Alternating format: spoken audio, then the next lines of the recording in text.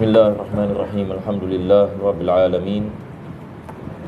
Wassalatu wassalamu ala asyrafil anbiya'i wal mursalin Sayyidina Muhammadin wa ala alihi wa sahbihi ajma'in.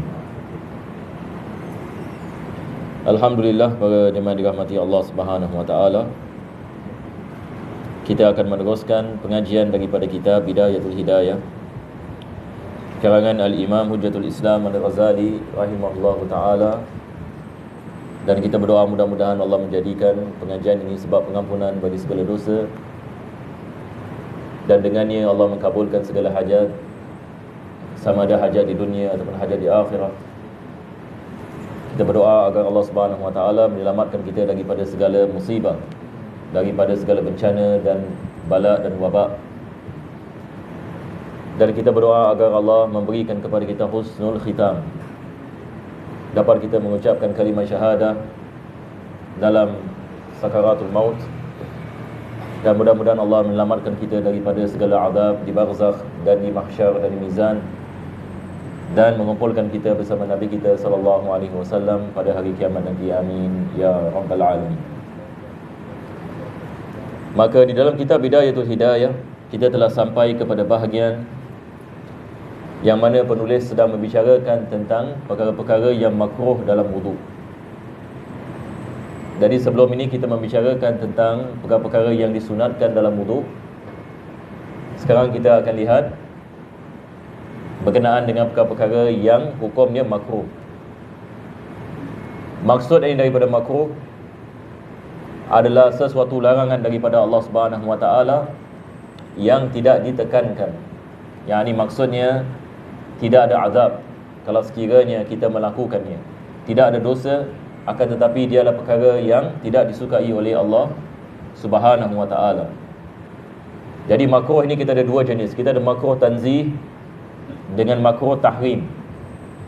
Makruh tanzih adalah seperti mana saya mengatakan, maksudnya satu perbuatan yang tidak disukai oleh Allah, akan tetapi tidak ada dosa padanya. Maksudnya kalau sekiranya seseorang itu melakukannya, dia tidak berdosa, akan tetapi lebih afdal dia meninggalkannya. Lebih afdal dia meninggalkannya. Sebagai misal, Nabi SAW yang ini misalan, dia melarang kita memakan bawang yang mentah apabila nak datang ke masjid. Kita ada hadis yang berkenaan dengan memakan bawang. Ini adalah misal kita mengatakan makruh tanzih. Yang ini maksudnya larangan ini dia adalah larangan yang tidak membawa yang ini kepada dosa. Walaupun dia larangan, dia adalah perkara yang tidak disukai oleh Allah, akan tetapi tidak ada dosa yang ini padanya. Tetapi kalau sekiranya seseorang itu meninggalkannya kerana Allah, dia dapat pahala.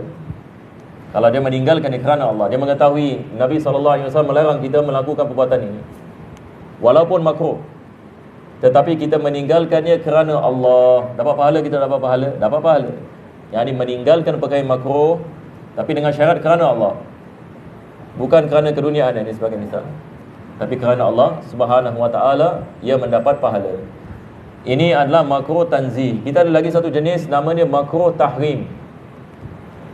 Kadang-kadang kita baca kitab-kitab ulama kita, mereka mengatakan makruh kita melakukan solat selepas solat asar, makruh kita melakukan solat sunat selepas solat asar.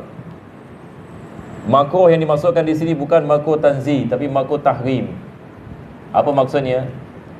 Kalau satu orang ini setelah dia melakukan solat asar, selepas itu dia solat hajat. Dia solat hajat selepas solat asar. Kita mengatakan solat hajat ini hukumnya makruh tahrim. Apa maksudnya? Makruh tahrim ini ada dosa. Dia berbeza dengan makruh tanzih. Makruh tahrim ini dia membawa makna diharamkan. Perbuatan ini diharamkan. Akan tetapi dosanya tidak sama dengan hukumnya haram. Dosanya tidak sama, tetapi tetap yang ini ada dosa. Jadi melakukan solat sunat pada waktu yang dilarang, hukumnya adalah makruh tahrim dan bukan makruh tanzih. Jadi kita mengatakan perbuatan ini mendatangkan dosa. Yang mendatangkan dosa. Sama juga satu orang melakukan solat isyraq pada waktu syuruk. Misalnya waktu syuruk jam 7 pagi. Waktu syuruk ini jam 7 pagi. 7 pagi juga dia takbir. Dia melakukan solat duha sebagai misalnya Allahu Akbar. Kita mengatakan ini adalah perbuatan diharamkan. Makruh yang tahrim, perbuatannya berdosa, solatnya tidak sah. Ini mengikut pendapat mazhab Syafi'i. Solatnya tidak sah dan perbuatannya mendatangkan dosa. Jadi ini beza di antara makruh tanzih dengan makruh tahrim. Jadi kadang-kadang kita lihat makruh ini kita nak kena tahu sama ada yang dimaksudkan adalah makruh tanzih ataupun tahrim. Di sini Al-Imam Ghazali dia mendatangkan makruh tanzih. Apakah perkara yang dimakruhkan bila kita melakukan wudu? Maka beliau mengatakan, dan hendaklah engkau meninggalkan 7 perkara di bawah ini ketika berwudu. Dia menukilkan 7 perkara yang hukumnya makruh. Yang pertama, mengibaskan tangan untuk memecikkan air selepas wudu. Yang ni kita dah ambil wudu, misalnya tangan kita semua basah kan, kita buat begini. Kita buat, ini adalah dipanggil nafud. Hukumnya adalah makruh. Kenapa yang ini makruh? Sebab air wudu ini dia menjadi saksi pada hari kiamat. Dan kita ada hadis Nabi SAW, anggota wudu ini akan bersinar. Betul ke tidak? Manusia akan dibangkitkan pada hari kiamat, muka mereka bercahaya, tangan mereka bercahaya, kaki mereka bercahaya. Apa sebabnya? Min atharil wudu, disebabkan dengan bekas daripada wudu. Dan Nabi SAW menggalakkan kita memperbanyakkan bekasnya. Jadi seperti mana kita mengatakan sebelum ini, bila kita basuh muka, disunatkan kita basuh atas ini sebahagian daripada kepala dan sebahagian daripada telinga. Kita membesarkan dia punya boundary. Apabila kita basuh tangan, disunatkan kita basuh sampai setengah lengan. Apabila kita basuh kaki, disunatkan kita basuh sampai setengah betis. Walaupun yang wajib adalah sampai buku lali, tetapi yang disunatkan adalah sampai setengah betis. Apa sebabnya? Sebab kita ada hadis Nabi SAW, digalakkan kita melebihkan bahagian wudu yang dibasuh. Sebab kita akan dibangkitkan insya-Allah Ta'ala pada hari kiamat, seperti mana Nabi mengatakan, ghurran muhajjalin. Muka kita akan bercahaya, tangan kita akan bercahaya, kaki kita juga akan bercahaya. Dan Nabi SAW mengenal umatnya daripada cahaya ini. Sebab ada sahabat menanyakan, ya Rasulullah, bagaimana kamu nak mengenal umatmu pada hari kiamat? Sebab pada hari kiamat, semua manusia daripada Nabi Adam AS sampai bayi yang terakhir ini sebelum kiamat, semua dibangkitkan dalam padang mahsyar. Jadi kita akan dikumpulkan bersama umat Nabi Musa AS, Nabi Isa AS, Nabi Nuh AS, Nabi Ibrahim AS. Semua yang ini manusia akan dibangkitkan oleh Allah dalam keadaan tidak berpakaian dan tidak khitan, seperti mana hadis Aisyah. Semua manusia akan dibangkitkan. Dan pada ketika itu, matahari yang ini sejengkal, atas yang ini kepala. Ada orang yang ini, na'udzubillah min zalik, tenggelam dalam peluhnya. Dan Allah SWT memberikan naungan arash kepada 7 golongan, seperti mana kita membicarakan sebelum ini. Pada ketika itu tidak ada teduhan melainkan daripada teduhan datang daripada Allah SWT. Manusia dalam keadaan panas dan pingsan daripada peluh mereka dan tenggelam dalam peluh. Dan juga suratul Mulk yang mengatakan ada manusia berjalan atas mukanya. Berjalan ini atas ini mukanya. Ini semua adalah mereka-mereka na'udzubillah min zalik yang melakukan dosa yang besar di sisi Allah Subhanahu Wa Taala. Kita berdoa mudah-mudahan Allah menyelamatkan kita yang ini pada hari tersebut. Jadi pada hari tersebut Nabi SAW lihat yang ini kepada manusia dan dia kenal kepada umatnya. Bagaimana? Apabila ditanya, bagaimana kamu kenal kepada umatmu ya Rasulullah? Nabi mengatakan, aku mengenalnya daripada sisa wudu. Sebab umat Nabi SAW muka mereka akan bercahaya daripada sisa wudu. Jadi kita bersyukur kepada Allah Subhanahu Wa Taala atas hidayah yang Allah telah memberikan kepada kita. Dan digalakkan kita wudu ini pada tiap-tiap masa dan keadaan. Kita cuba sentiasa dalam keadaan wudu. Kalau wudu kita batal, ambil lagi. Walaupun kita nak keluar masjid misalnya, kadang-kadang lepas solat kita pergi tandas, wudu kita dah batal. Tapi kita dah solat zuhur, kita nak pergi kerja sebagai misal, disunatkan kita mengambil wudu. Ini adalah daripada sunnah Nabi SAW. Sebab wudu ini dia adalah tahsin, dia menjaga kita daripada kejahatan manusia dan jin. Dan dia adalah kita punya senjata. Wudu ada rahsia yang ini di dalamnya. Dan Nabi SAW sentiasa dalam keadaan dalam keadaan wudu. Sebelum kita tidur pun sama juga. Sebelum tidur disunatkan kita mengambil wudu. Bila kita bangun daripada tidur juga disunatkan kita mengambil wudu. Jadi mudah-mudahan insya-Allah kita meletakkan keazaman, kita mengamalkan sunnah ini sentiasa dalam keadaan wudu.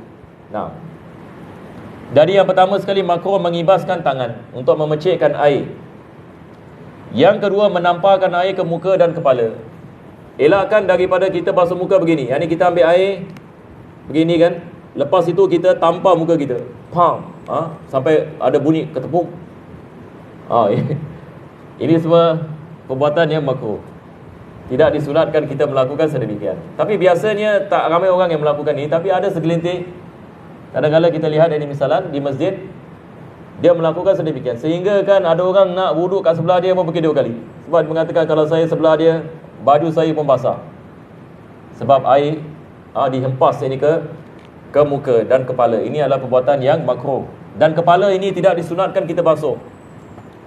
Ada orang ini saya lihat, dia bila nak sapu kepala, dia buat begini. Dia ambil air begini, macam nak basuh muka. Lepas itu dia letak air terus ini kat kepala. Subhanallah, ini dia sampai ke semua begini. Lepas itu air menitik-nitik ini ke atas badan dia. Ini adalah perkara yang ajib.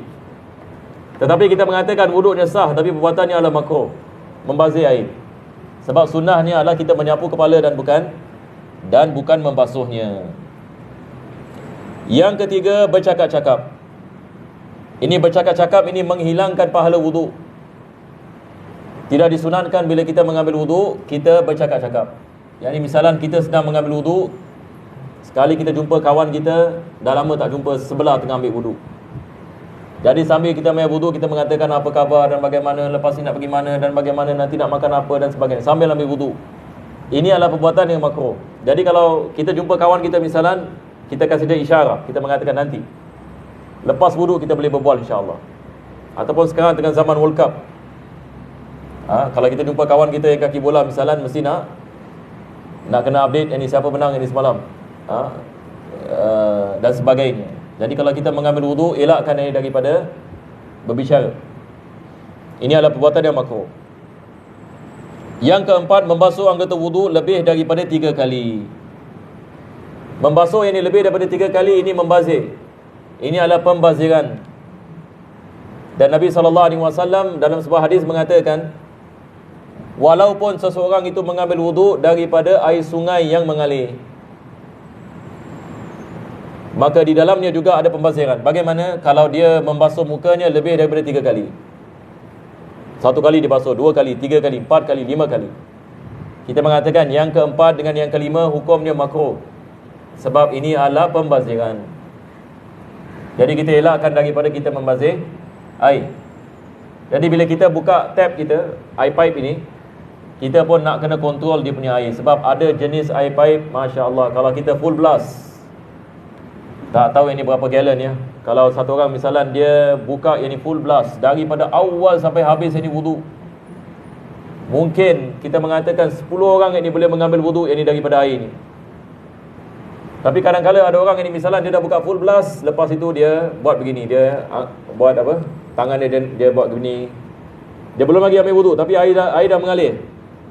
Maka ini adalah perbuatan yang diharamkan. Yang ia boleh mendatangkan pengharaman. Kalau sekiranya dia membazir dengan pembaziran yang banyak, yang tidak diperlukan. Yang ini misalan ada orang dia belum lagi start wudu, dia dah buka air dulu, tapi dia belum buat apa-apa, dia belum basuh tangan, belum apa.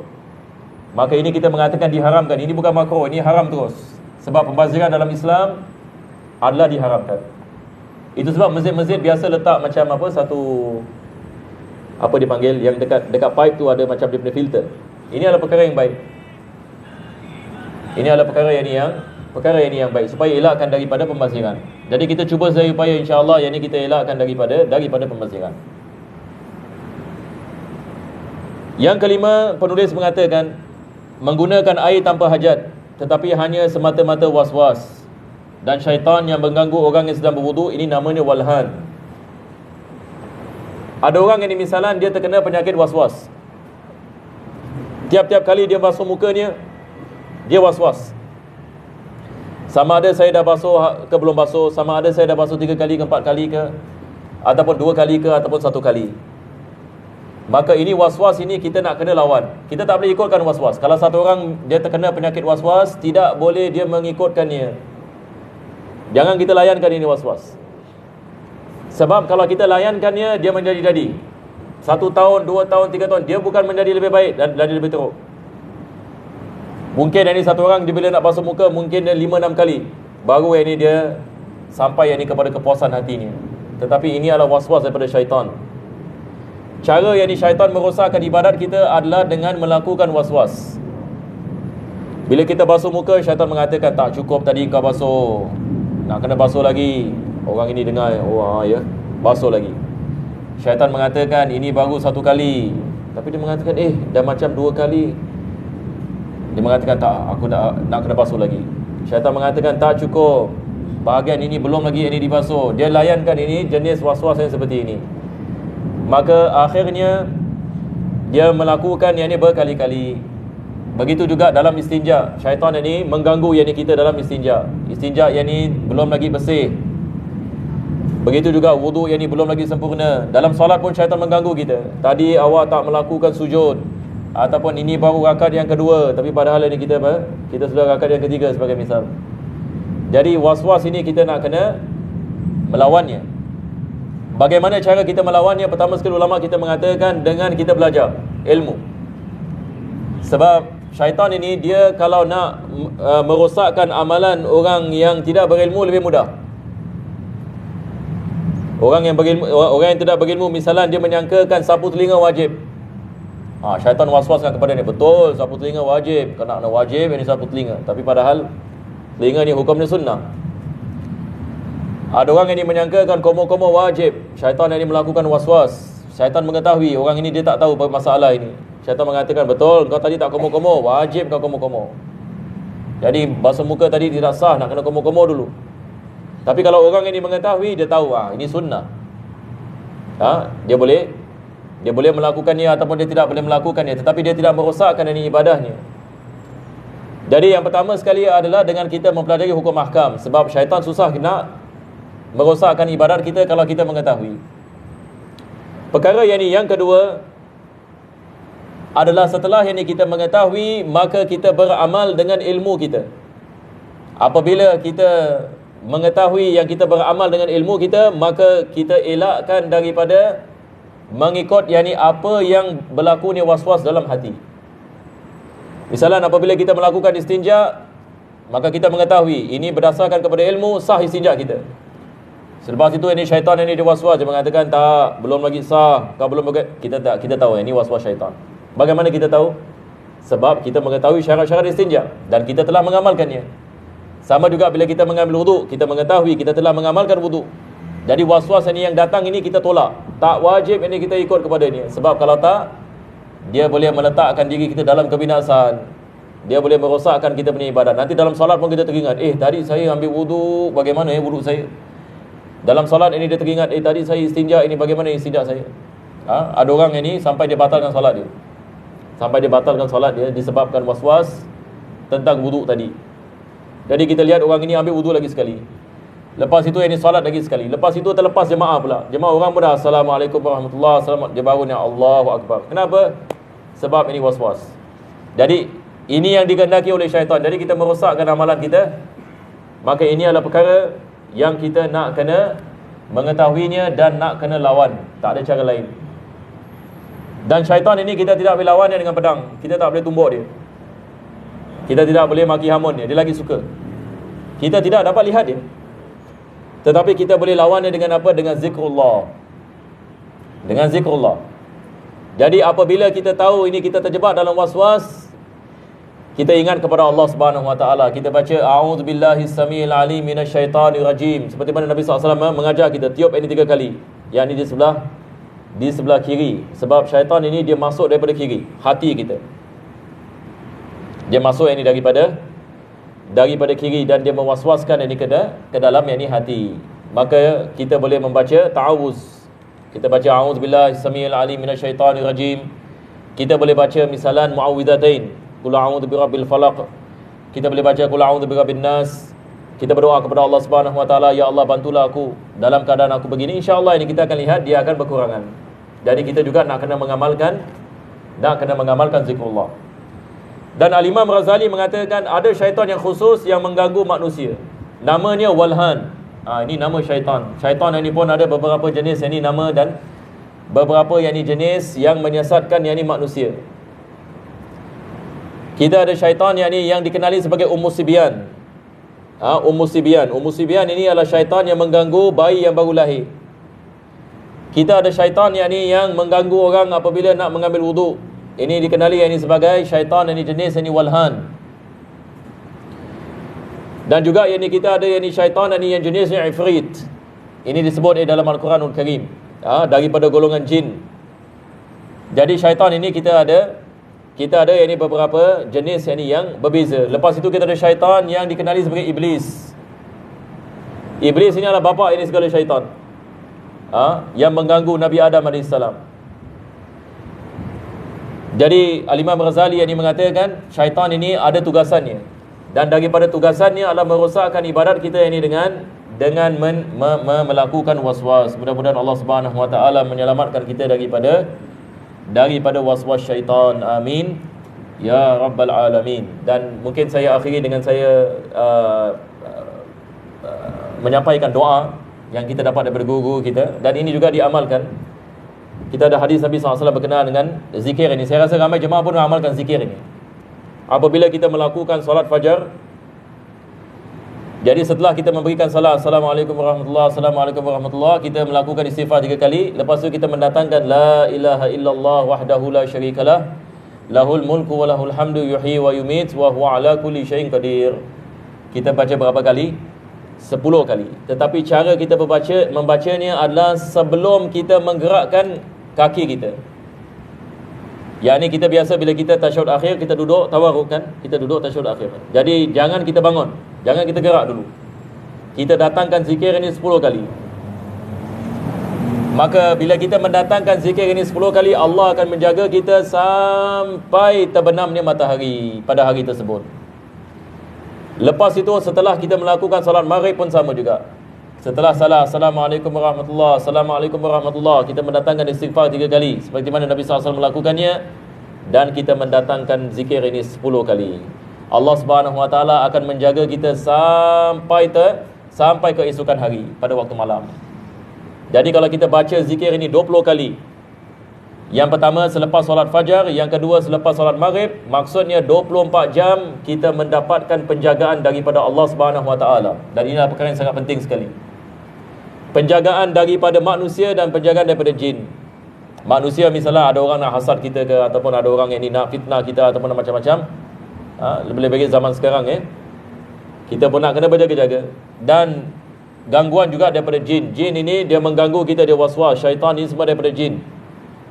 Dia nak rosakkan ibadat kita ini sebagai misal. Dia waswaskan kita pemikiran-pemikiran yang tak betul, supaya kita ada sangka buruk kepada orang dan sebagainya. Maka ini adalah daripada cara kita menjaga diri kita daripada waswas syaitan. Dan juga kita ada zikir-zikir yang lain seperti Bismillahilladzi la yadurru ma'asmihi syai'un fil ardi wala fis sama' wa huwas samiul alim.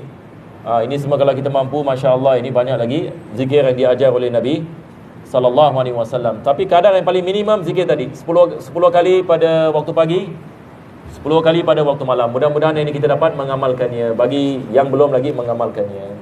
Jadi insya-Allah kita berhenti di sini dan dengan akhir dengan doa bismillahirrahmanirrahim. Alhamdulillahirabbil alamin. Rabbana taqabbal du'ana innaka antas-sami'ul alim, tub 'alaina innaka antat tawwabur rahim. Wa akhdim bisalihati a'malana wa ajina Allahi karim fadl subhana rabbika rabbil izzati amma yasifun wa salamun 'alal mursalin. Alhamdulillahirabbil alamin. Taqabbalallahu minkum.